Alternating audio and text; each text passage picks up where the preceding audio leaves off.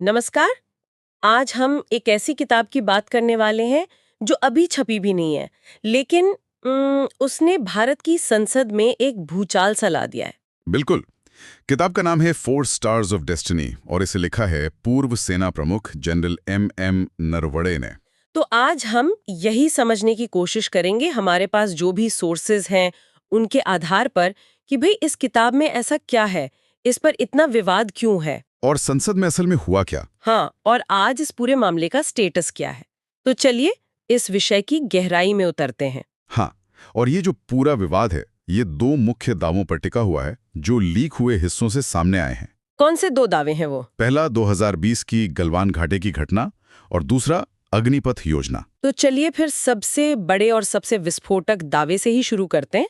2020 का लद्दाख गतिरोध। हाँ, लीक हुए अंशों के मुताबिक जब चीनी टैंक हमारी पोजीशंस की तरफ बढ़ रहे थे, तो जनरल नरवणे ने टॉप लीडरशिप से संपर्क किया।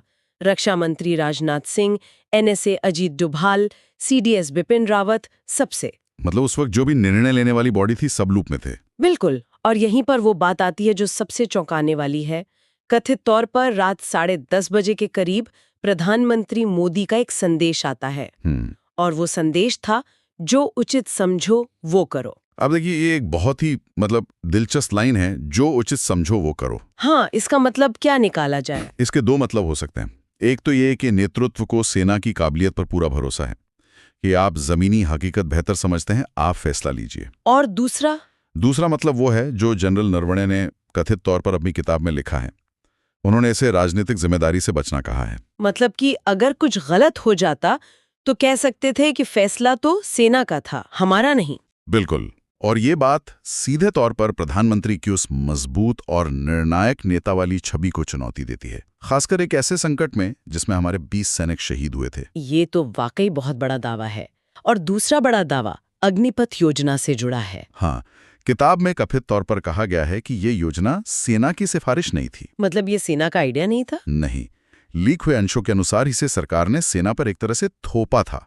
सेना ने कुछ और सुझाव दिए थे दीर्घकालिक सुधारों के, लेकिन ये जो शॉर्ट टर्म भर्ती योजना है, जनरल नरवणे का मानना है कि ये सेना के युद्ध क्षमता को कमजोर कर सकती है। तो फिर ये विपक्ष के उन आरोपों को बल देता है जो वो सालों से कहते आ रहे हैं। बिल्कुल।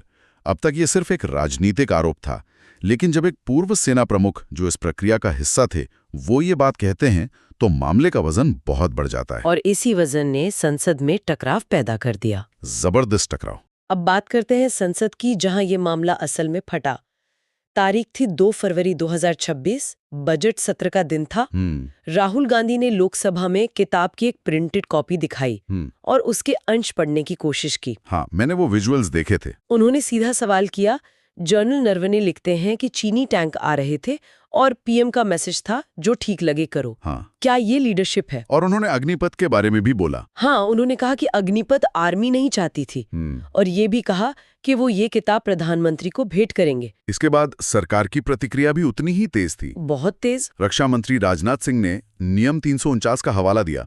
उन्होंने कहा कि एक अप्रकाशित और अप्रामाणिक दस्तावेज को सदन में नहीं पढ़ा जा सकता। अच्छा, ये नियम 349 क्या है? ये आम लोगों को शायद न पता हो, पर सवाल उठा दिया। बिल्कुल। और फिर गृह मंत्री अमित शाह ने तो इसे सीधे सीधे फेक न्यूज ही बता दिया। और फिर तो सदन में भारी हंगामा हुआ होगा। बहुत ज्यादा। स्पीकर ओम बिरला को कार्यवाही कई बार स्थगित करनी पड़ी। लेकिन मामला इसके बाद भी शांत नहीं हुआ। राहुल गांधी ने संसद के बाहर प्रेस से बात की। हाँ, उन्होंने कहा कि सरकार सच छिपा रही है और किताब को भारत में ब्लॉक किया जा रहा है। और दूसरी तरफ से बीजेपी ने उन पर फिक्शन यानी काल्पनिक कहानी फैलाने का आरोप लगाया और माफी की मांग की। गिरिराज सिंह ने तो विशेषाधिकार हनन प्रस्ताव लाने की धमकी तक दे दी। ये विशेषाधिकार हनन क्या होता है? थोड़ा आसान भाषा में समझाएंगे? इसका मतलब है ब्रीच ऑफ प्रिविलेज। अगर कोई सांसद सदन को गलत जानकारी देकर गुमराह करता है तो ये सदन का अपमान माना जाता है। ये एक बहुत गंभीर आरोप है। तो ये टकराव इतना बढ़ गया कि कांग्रेस ने स्पीकर के खिलाफ ही अविश्वास प्रस्ताव दायर कर दिया। हाँ, ये एक बहुत बड़ा कदम था। राहुल गांधी ने अपना पक्ष रखते हुए कहा, या तो जनरल नरवणे झूठ बोल रहे हैं या पेंगुइन। मैं जनरल पर भरोसा करता हूँ। तो संसद में तो ये सब चल रहा था, लेकिन इस पूरे हंगामे पर प्रकाशक यानी पेंगुइन रैंडम हाउस इंडिया का क्या कहना था? उनका बयान बहुत ही नपातुला और कानूनी तौर पर सुरक्षित था। क्या कहा उन्होंने? उन्होंने कहा कि किताब प्रकाशित नहीं हुई है, इसकी कोई प्रिंट या डिजिटल कॉपी मौजूद नहीं है और जो कुछ भी प्रसारित हो रहा है वो कॉपीराइट का उल्लंघन है। लेकिन इसमें एक बहुत महत्वपूर्ण बारीकी है ना? बिल्कुल, जिसे कहते हैं नॉन डिनायल डिनायल। मतलब प्रकाशक ने किताब के प्रकाशन से इनकार किया, लेकिन लीक हुए अंशों की सामग्री को गलत नहीं बताया। उन्होंने ये नहीं कहा कि जो बातें लीक हुई हैं वो झूठी हैं। ये चुप्पी ही अपने आप में बहुत कुछ कह जाती है। सही कहा। और खुद जनरल नरवणे, उन्होंने क्या किया? उन्होंने भी शुरुआत में सिर्फ पेंगुइन का बयान ही साझा किया और कहा कि किताब प्रकाशित नहीं हुई है। तो उन्होंने भी कंटेंट का खंडन नहीं किया? नहीं किया। और यही बात इस मामले को और पेचीदा बना देती है, खासकर जब हम उनके पुराने इंटरव्यू को याद करते हैं, जिसमें उन्होंने कहा था कि गलवान में 1 इंच जमीन नहीं खोई। तो एक विरोधाभास दिखता है। बिल्कुल। तो फिर ये सवाल उठता है कि ये किताब लीक कैसे हुई? एक पीडीएफ व्हाट्सएप पर वायरल हुई और राहुल गांधी के पास तो हार्ड कॉपी थी। हाँ, और अब दिल्ली पुलिस ने इस मामले में एफआईआर दर्ज की है और ये भी कहा जा रहा है कि ऑफिशियल सीक्रेट्स एक्ट के तहत भी जांच हो सकती है। ऑफिशियल सीक्रेट्स एक्ट, ये तो बहुत गंभीर मामला बन जाएगा फिर। बहुत ज्यादा। ये सिर्फ कॉपीराइट का उल्लंघन नहीं रहेगा, बल्कि राष्ट्रीय सुरक्षा में सेंध का मामला बन जाएगा और यहीं पर राजनीतिक आरोप प्रत्यारोप और तेज हो गए। वो कैसे? बीजेपी का कहना है कि राहुल गांधी ने एक नकली कॉपी का इस्तेमाल किया, जबकि राहुल गांधी का सवाल है कि अगर किताब में कुछ गलत नहीं है तो उसे ब्लॉक क्यों किया जा रहा है। और जाहिर है सोशल मीडिया पर भी ये लड़ाई खूब लड़ी गई होगी। अरे सोशल मीडिया पर तो जैसे जंग छिड़ी हुई थी।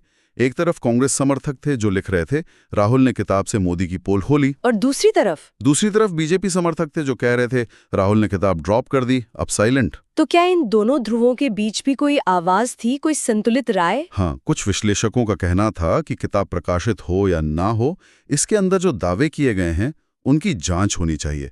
एक लेख ने तो इसे कोल्ड वॉर एरा की स्क्रिप्ट का रिहैश तक कह दिया। तो आज यानी 16 फरवरी 2026 तक स्थिति क्या है? मामला कहां तक पहुंचा है? आज की स्थिति यह है कि किताब रक्षा मंत्रालय की मंजूरी में फंसी हुई है, पुलिस की जांच जारी है और राजनीतिक बयानबाजी अपने चरम पर है। तो मूल रूप से 2 नैरेटिव हैं जो एक दूसरे से टकरा रहे हैं। बिल्कुल।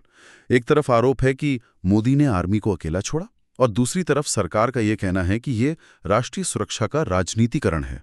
इस पूरे विवाद ने राष्ट्रीय सुरक्षा, सेंसरशिप और राजनीतिक जवाबदेही जैसे कई अहम सवालों पर एक राष्ट्रीय बहस तो छेड़ ही दी है। हाँ, और ये बहस जरूरी भी थी। तो एक अंतिम विचार के साथ इसे समाप्त करते हैं।